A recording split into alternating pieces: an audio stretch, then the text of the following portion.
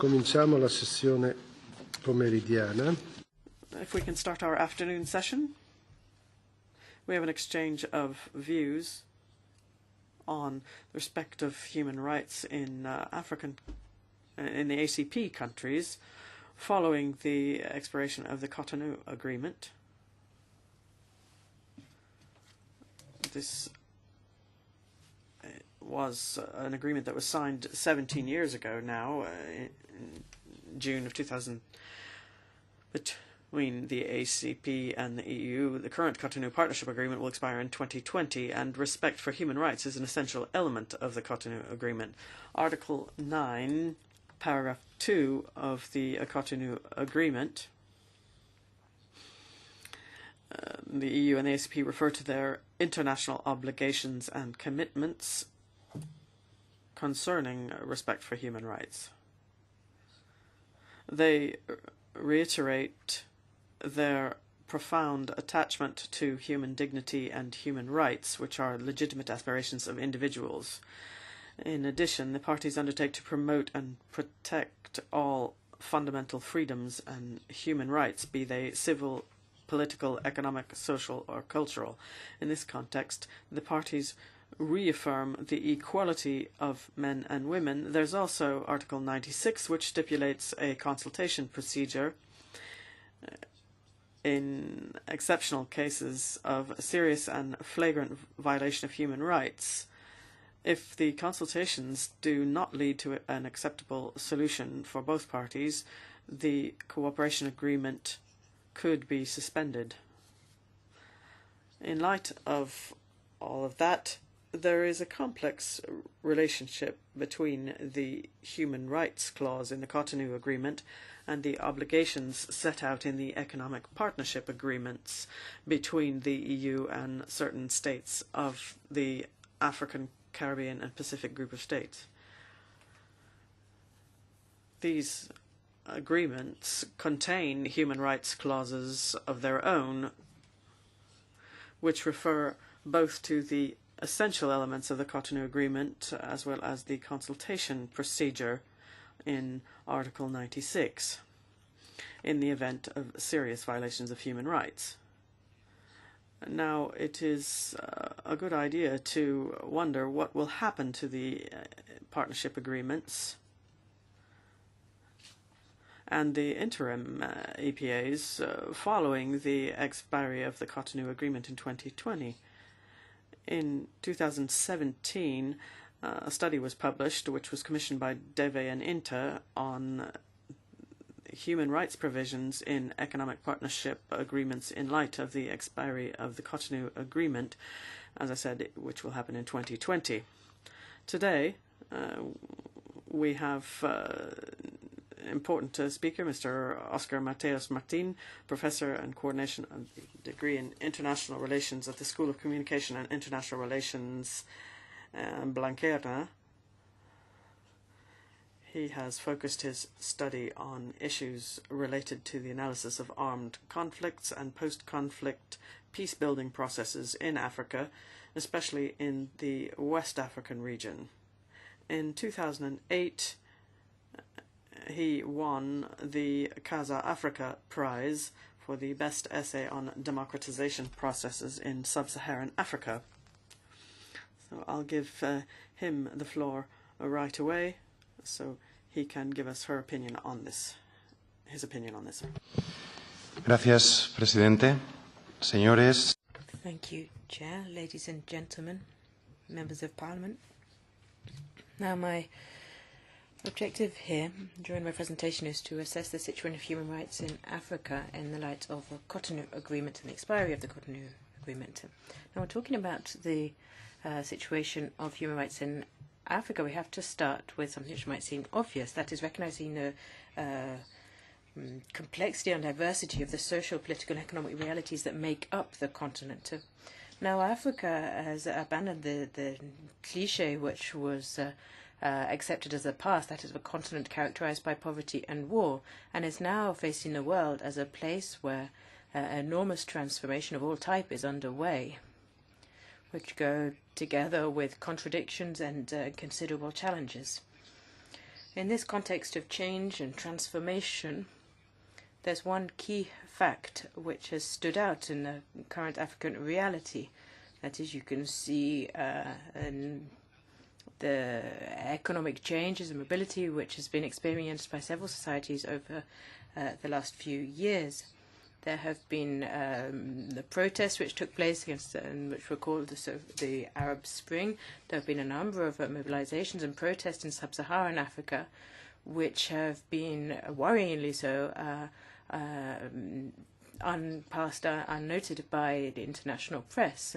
Now, there are three particularly important aspects for this when we talk about human rights. Firstly, there have been attempts at repression of these protests by certain regimes. The protesters were calling for greater political openness and socioeconomic improvements. Secondly, there have been attempts by some governments to limit or block internet access, given the role played by mobile phones and social networks in these protests. Finally, these protests highlight the fact that we are faced with societies which are transforming, which are changing, and being led by a new generation that calls for respect of human rights and all aspects of human rights.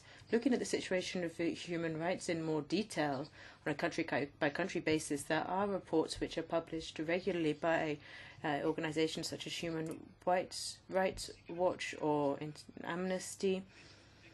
But I'd like to take a look at perhaps three areas where the situation of human rights is particularly worrying at the current time. Firstly, I'd like to talk about the countries which find themselves as conflict zones. In some of these areas, we're talking about long-running conflicts such as Burundi, the Central African Republic, Mali, and the Democratic Republic of Congo, or the Ethiopian region of Ogaden. Now, it's worth highlighting the situation of at least 5 countries where the intensity of the armed conflict is increasing, and the violations of human rights are taking place on a massive and generalized scale. In South Sudan, the peace agreement between the two sides, which what was at the time the new independent government of South Sudan had signed, has not been fully implemented, and there continue to be conflicts with no end in sight. This is a conflict which has led to tens of thousands of deaths and displaced peoples. In Sudan, Omar al-Bashir's government has been fighting with armed groups from the regions from Darfur in the west, from Kordofan and the Blue Nile. In Nigeria, and as a consequence of the whole of the Lake Chad area, Boko Haram continues to be active and to commit serious crimes. The military strategy which has been undertaken by the Nigerian government and which has been supported by regional other governments in the region and internationally has reduced the ability to act of the group, but has actually spread the problem, generating new dynamics, which has in turn led to new violations of human rights. In Somalia, Al-Shabaab has increased its activity and has made the country one of the most deadly in the world over the last few years, alongside Nigeria.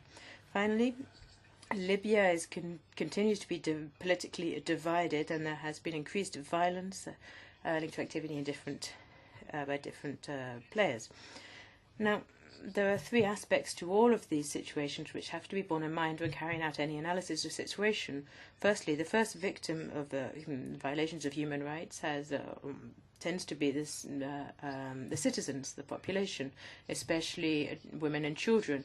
These sexual abuse and rape is increasingly used as a weapon of war in countries such as South Sudan or Nigeria.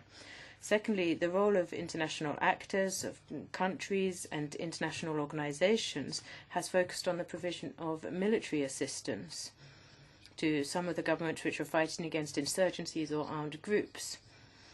there is much less material aid or diplomatic or socioeconomic aid. And thirdly, at the heart of all these conflicts, we have seen new and old claims arising, political and socio-economic claims, which should be considered when trying to identify a resolution to the conflict. There's a second group of countries which needs to be looked at when talking about human rights. These are countries where there is a serious situation, a politically tense situation, where social protests or attempts to change policy have been particularly notable. I'd like to highlight three of these countries, given their particular nature. In Ethiopia, despite the fact that the state recently suspended the state of emergency, and they announced the closure of a detention centre, protests against the government have continued. There's been serious repression of the opposition, and the government's actions have been denounced by several human rights organizations. The Democratic Republic of Congo, quite aside from the situation in the east of the country, has also seen considerable protests calling for new elections and a change in the president. These political crises and the violence resulting in the violation of human rights has been highlighted by several civil society groups, and this situation could worsen considerably over the next few months. Finally, in Eritrea, thousands of young people continue to flee the country as a result of the recruitment practices used by the government and the situation of repression within the country. They take the so-called Sinai route to escape the country, and there have been considerable wave of crime and violations along the route. Even more worrying, those who continue to who survive, who manage to find their way to the end of the route, often end up being sent back home or sent back to neighbouring countries such as Rwanda as a result of bilateral agreements which have been denounced by several organisations.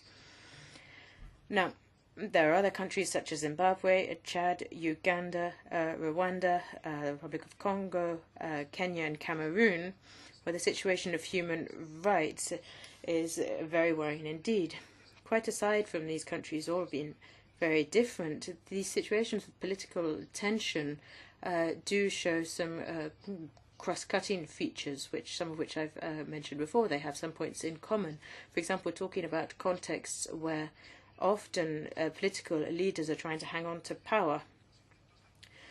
Any attempts there are attempts to modify the constitution or attempts to interfere with electoral commissions.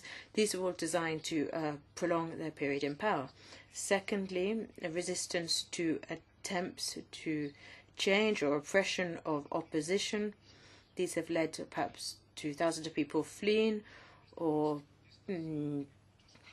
considerable protests, which are often harshly repressed. In many cases, access to the internet, which is important, has been cut because this has become a tool used by many governments, and it is also a flagrant violation of human rights. A final point which should be borne in mind includes those countries where the role of international players, especially here we're talking about some European governments or indeed multinational companies, their actions can actually directly related to the violation of human rights and the worsening situation of human rights. For example, the sale of land. Now, the fact that this is continuing has led some people to call this a new pillage of the African continent. According to Global Land Project, between 2008 and 2010, investors and multinational companies acquired between 53 and 61 million hectares of land in the continent. Now, the human and environmental impact of this land grab is obvious and is considerable in countries such as Ethiopia, Nigeria, Sierra Leone, and Cameroon. Land belonging to local communities has been sold. These communities are then displaced. There's labour exploitation, repression by the police, the death or imprisonment of local community leaders and environmental activists. These are just an example of some of the crimes which are taking place in a situation of complete impunity. A second point is migratory policy and asylum policies which Europe and other Western countries have upheld vis-à-vis the African continent. A number of organizations, human rights organizations, have in recent years repeatedly denounced the serious consequences of these policies and the fact they are becoming stricter and stricter. They are focused on outsourcing the problem and putting up barriers to access, which simply worsen the problem. According to some research bodies, the agreements in the case of the EU are based on coupling development aid and trade agreements or visa liberalization policies with migration issues. Now, there's often a promise of more money in exchange for control. This means that migratory treks, migratory controls are externalized. Now, against this worrying backdrop, there are human rights organizations who have said that it's absolutely crucial to protect the right to asylum and to guarantee safe routes to Europe in order to put a stop to the current trends. Finally, and something which has been particularly worrying and has been flagged up by NGOs recently, is the export of arms from member states of the EU. According to some of these NGOs, in 2015, the number of arms exports increased 100% compared to the previous year. When looking at Africa, EU exports have maintained have remained stable over the last few years, and there was actually a considerable increase in 2015, especially when we look at arms licenses. This has meant an increase in weapons, which have been exported to North Africa and Sub-Saharan Africa since 2012. These areas where the vast majority of armed conflicts around the world are actually located. As you know, for the EU, our position, which is part of the Code of Conduct adopted in 1998, establishes the responsibility of the exporting country to verify the final destination of weapons and to check that the receiving country respects international humanitarian law. Criteria 3, looking at the internal situation of the end-user country, sets out that member states should not allow exports which provoke, cause or prolong armed conflicts or which worsen tensions or existing conflicts in the country of the final user. Chair, ladies and gentlemen, members of Parliament, Africa, as I see things, is made up of many different socio-political and socio-economic processes. The vast majority of African countries, the vast majority of most countries around the world, are committed to upholding treaties which promote and guarantee the respect for human rights. But aside from these commitments, the reality is somewhat different. Some African countries are making positive progress and are trying to protect human rights or develop instruments which would ensure the respect of human rights. But the situation of human rights in other countries is worrying and concerning. Now, to help these countries find the means or instruments which would guarantee the rights of their populations should become a priority for all member states. The idea of doing no more harm to Africa, which was presented a few years ago by the Royal African Society, which talked about the negative impact on Africa of certain international policies, should be a starting point. which goes hand in hand with our goal of contributing to strategies and policies at the heart of which the well-being and respect of human rights and the promotion and the well-being of African populations should be prioritized. Thank you. Thank you. Now we'll hear from the EEAS, Mr. Joaquin Tasso Villalonga, Deputy Head of Division Pan-African Affairs. You have the floor, sir. Yes, thank you very much. Let me start by asserting that human rights will remain at the core of the post-Cotonou successor framework, and there is broad agreement among the Member States, the European Commission, and the High Representative that we will want to keep the Cotonou Acquis and its essential elements. Our ACP partners alike have reconfirmed their commitment to the Cotonou Acquis at the last ministerial meeting. And last week, we had a very constructive and consensual discussion with our Member States on the human rights, fundamental freedoms, democracy, rule of law and good governance part of the draft negotiating directives that were adopted by the College on the 12th of December. The agreement will include provision whereby the parties reiterate their commitment to promote, protect and fulfil the universal values of democracy, human rights, fundamental freedoms, good governance and the rule of law. The parties will furthermore commit to promote these values in full respect of the principles of the United Nations Charter and international law. The agreement will likewise commit to promote rights-based policies encompassing all human rights and ensuring equal access to opportunities for all members of society, regardless of ethnicity, gender, age, disability, religion, beliefs, sexual orientation and gender identity, migration status or other factors. It will also include a commitment to the fight against racism, racial discrimination, xenophobia and related intolerance. The agreement will include provisions on access to effective and independent justice and legal assistance for all citizens. Moreover, we will continue to take forward dialogue with relevant human rights institutions from the regions, with relevant national authorities, including national parliaments, as well as with civil society and local authorities. Let me highlight some of the points where we should put a specific emphasis in Africa, and this is not an exhaustive list. We will ensure that the African Charter on Human and People's Rights and the African Charter on Democracy, Elections and Governance are fully implemented. We will apply in full the principle of non-discrimination with regard to ethnicity, gender, age, disability, religion, belief, sexual orientation, prioritising efforts to rescind discriminatory laws. We will foster dialogue and cooperation on the abolition of the death penalty and combat torture and ill treatment in all its forms. And we will promote pluralistic societies and preserve and broaden the space for civil society institutions in advocacy and policy shaping. Similar objectives will be pursued in the Caribbean and the Pacific Pillar Compact. The agreement with regard to political dialogue will reaffirm the commitment of the parties to further develop and strengthen political dialogue on all areas, aims and objectives defined in the agreement. The objectives of dialogue will be to foster mutual understanding on each party's positions and interests, and to contribute to the attainment of the agreement's objectives.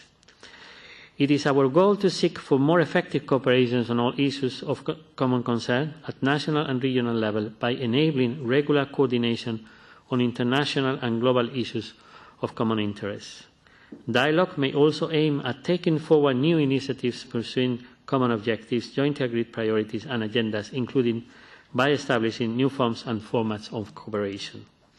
Last but not least, dialogue will be conducted regularly in a flexible and tailor-made manner. It will take place in the most appropriate format and at the most appropriate level. It will take full advantage of all possible dialogue channels, including Article 8 dialogue, but also our human rights dialogue with the African Union and similar formats. Thank you very much for your attention. Grazie. Thank you. Mr. Gordons. Oui, merci, Monsieur le Président. Je crois que mes collègues... Thank you, Chairman. Well, I don't think that my colleagues are going to be rushing to take the floor, but this is an essential discussion. I came from a meeting with the Bulgarian presidency recently looking at Cotonou. I mean, we know a lot, but not enough. Where are we going? What will be the shape of the agreement we end up with the ACP in the future? In the Committee for Development, we had an own initiative report to try and lay out the major structures for this agreement. We would like, first of all, to reinforce the parliamentary dimension. We think that's extremely important.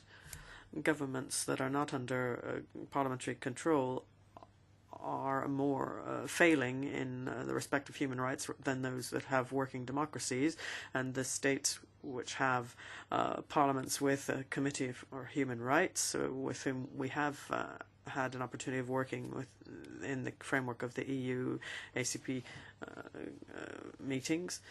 There's also the conditionality aspects that have to be discussed. Are we going to powerlessly watch human rights violations occur? There is an article which allows us to note violations of human rights. There's another which allows for sanctions. That's one thing when we're dealing with coup d'etat carried out by the military, but I think it's not robust enough to allow the EU to intervene in favor of human rights in cases of violation. And then thirdly, there's the question of the means that we need to do this. It's not just a question of means, but without financial means, you can't do a whole lot. So we also have to get resources and energy mobilized. And I'm thinking about two things in terms of mobilizing resources. The financial framework will be discussed. We'll have to plan on stipulating amounts required for investing in this policy, in particular the respect of human rights, through the education sector and through improving judicial systems. I mean, that's a governance issue. We'll also have to deal with certain subjects in detail, and here I'm referring to a report that you have entrusted to me on child marriages, which is a real problem in the ACP countries. And in our political dialogue, we tend to favor attacks on discrimination based on race, sexual orientation, or origin, etc. But we often ignore issues which affect girls' rights, which are very specific in certain African countries, given the fact that the age of marriage is extremely low, which represents a real scandal. Now, we have two approaches which are possible here, which are not mutually exclusive. One is to ensure that in all countries who are members of the ACP, we enshrine the ban on child marriage in the text. So we have a legal age, and I will be proposing 18. And then, once the countries have all adopted these measures, we need to ensure that they have the means. There are countries that have included the respect for human rights, in particular the right for young girls, within their legislation, without having the means to implement them. So they're full of goodwill, but they don't manage to implement it and master the problem simply by including the provision in law banning child marriage. They have to go further. And mobilizing UN players, in particular UNICEF and the UN Population Fund, who have real expertise and experience in the matter, to be able to participate within the framework of cooperation between these countries, the EU and the UN, in order to go out in the field and try to find a solution to the problem. There's educational work that needs to be done. You need to talk about the scholarity. You have to talk about women's rights. We need to see whether the republic or the state is present everywhere in the countries with the legal system, through systems where complaints can be made formally. All of that requires a great deal of imagination, funds, and I would also say active diplomacy. We cannot impose law in Sudan or other countries, the ACP countries, but what we can do is to try to get things to shift, to get the lines to move by using the most imaginative and creative diplomacy we can. And I would say that our political authorities in our respective states need to be more inclined to be present in these states. When there's an EU-Africa summit, for example, or an ACP summit, there's very little participation. Few people bother to go. And we're wondering, where are the European decision makers who have the strategic power? I mean, who are they? And if they're not identified, that's one thing. And secondly, they're not even there. You can't really believe a whole lot in our will to persuade our partners to change things. I think, and I would finish with this, I don't know whether it's you or the representative from the Commission or the External Action Service who said it, but the Charter of the African Union is a very interesting one. In addition to the principles you mentioned, there's also the principle of non-indifference. We cannot simply remain indifferent to situations of distress or violation of human rights. That's very useful because we could even include those principles in our constitutions and our charters. The principle of non-indifference, because it's well worth applying to situations which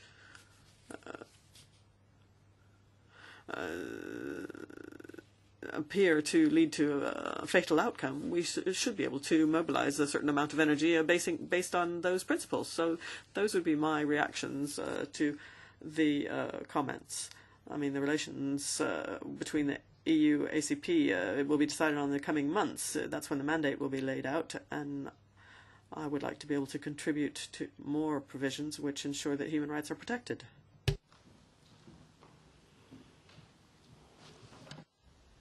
Grazie. Thank you. I'll say something myself as well. Recently, there was the Abidjan summit bringing together the EU and the African Union. And I have to say, I encountered a debate on this topic which was at a very low level. Many members of parliaments tended to look at human rights as a secondary issue, to call a spade a spade. Essentially, they were saying there is a competition in Africa based on economics and trade. In particular, this is crystallized in the Chinese position in many African countries. They offer great financing to many governments without asking for anything in return, for various reasons. Firstly, because they're not convinced about it themselves, and secondly, because human rights issues are not something that would create much of a splash in Beijing. Therefore, many members of parliament say you're too sophisticated, putting this problem up against trade negotiations, and therefore your negotiations will cost you more than they would the Chinese. And obviously that presupposes a democratic line that they'd be happy to do without. That's the first problem. And maybe you take this up yourself, but I would direct this in particular at the Council and Commission in Europe. We need to work on the basis of reality, not to be persuaded by reality, but to see it as it is. And pretty much everywhere, human rights are on the decline. I'm thinking of Africa too. And we cannot fail to take that as our starting point in thinking through what kind of model of agreement we should put in place for the future. We can't just have a technical or technocratic judgment. We must make a political judgment of the situation and use that to create a blueprint for an innovative way of thinking that marks a step change. Otherwise, without that judgment, it's difficult to inform a new agreement in the wake of Cotonou and a new approach. Simply, we would be repeating past mistakes on that basis. And we can't just have rights on paper as a form of rhetoric again, which would not see word turned into deed and would not lead to rights that can actually be asserted. In Europe, there is a discussion underway about the various options that may be conceived for post-2020. I think the prevalent idea is for a multilateral or plurilateral agreement flanked by regional agreements under that umbrella agreement. It seems that that would work better in terms of preserving the acquis on human rights. That said, we need to be in a position to be able to bring in new clauses with a view to an agreement of this type. There are two, above all, I'd like to emphasise. Firstly, we should have rules which allow for the suspension of trade concessions when we're faced with flagrant breaches of human rights. And the second idea would be the problem of ongoing monitoring, permanent monitoring. In Parliament, for example, we'll soon be talking about the trade agreement drawn up with Morocco, and faced with the Polisario, there is a fisheries agreement and an ECJ involvement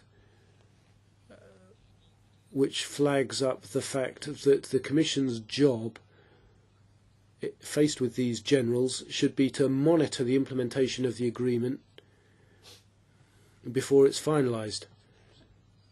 And I think this will feed through in respect of agriculture. In the Commission, we haven't yet had sight of it, but they've drafted a new agreement with Morocco which seems to plough the old furrow.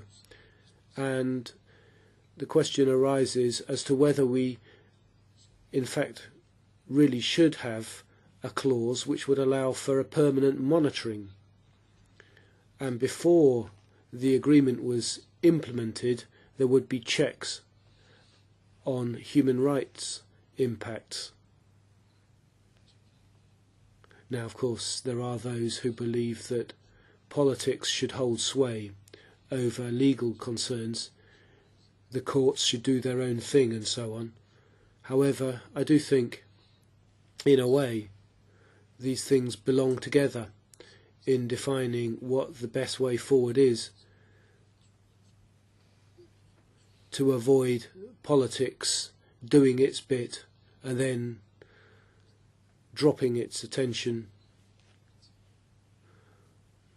If you've got a legal mechanism which prevents implementation, then I think that really brings the idea to a head.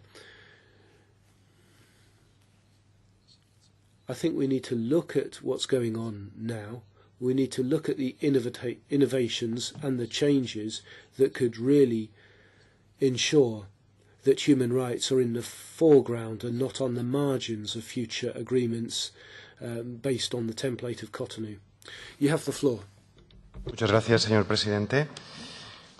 Thank you very much, Chair. Yes, there can be no doubt that the question of human rights according to many human rights organizations who are discussing this in parallel with a possible renewal of the Cotonou Agreement, should hold a key place in our negotiations.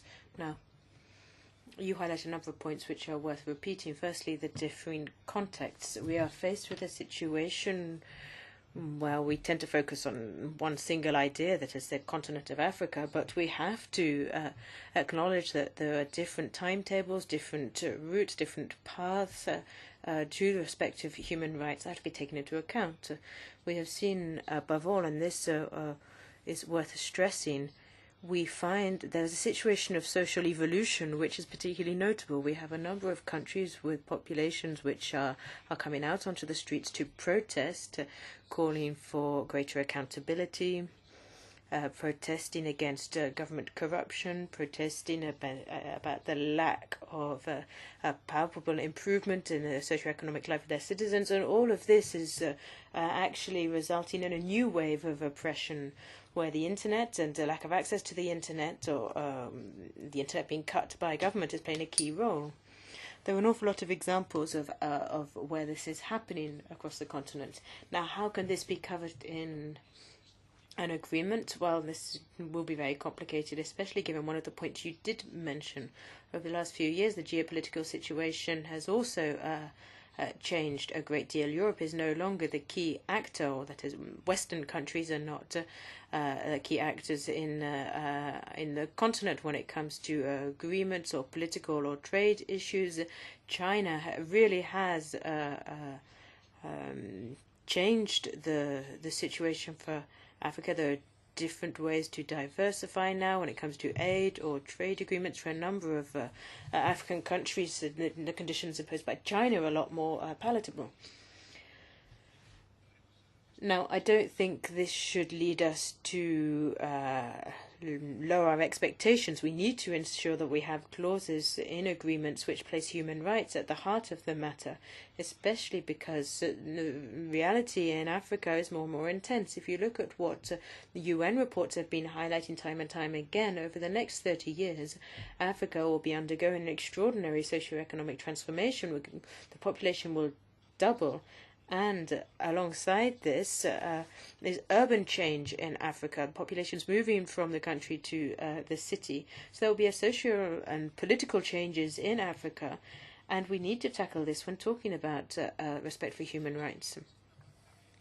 Now, I think my second part of my presentation, I did stress this, but we talked about being consistent and coherent. Many human rights organizations have also highlighted that very often it's European companies or EU member states who are actually contributing with bad practice to worsening human rights situations. It would therefore be necessary to introduce a form of commitment to codes which already exist. I talked about the Code of Conduct for arms exports, which was signed in 1998.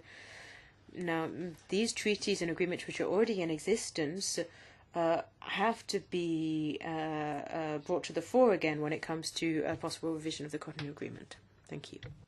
Bene, grazie. Thank you. Mr. Goerens. Je crois qu'il faut quand même préciser que I do think we should spell out that there is a new article which is very detailed on human rights in the new treaty, and I'd be very happy if we could maintain that in the future agreement.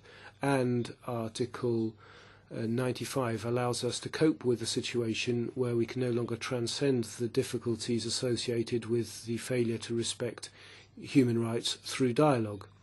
And in recent years, the European Union has fallen back on this Article 95 a number of times, in particular with regard to Niger, where the cooperation agreement was put in abeyance. I think it's the second time that this has happened. Therefore, we have the provisions and we need to ensure that we apply them. Nonetheless, the Cotonou text is perfect. It's like the constitution of the former German Democratic Republic. It's a perfect text. The only weak point is it's never been implemented. and therefore we need to bear in mind that the provisions that we've wished for and we've signed should not remain a dead letter. Diciamo, cosa c'è? Prego. Go ahead, madam. Yes, thank you very much. I will just very quickly, just to react on some of the comment by a general comment, which is to reassure you that there is absolutely no intention, and I will believe no risk of downgrading or in any other way water down the current commitments, obligations, and instruments, including restrictive measures with regard to human rights violation in the framework of the future post-Cotonou arrangement, whatever form it may take. This comes clear from both the Commission proposal, the opinion so far from the Member States in the Council, and indeed from the initial feedback we are getting from the European Parliament and the commitment of the High Representative herself. So that's what the point I wanted to make. Thank you very much.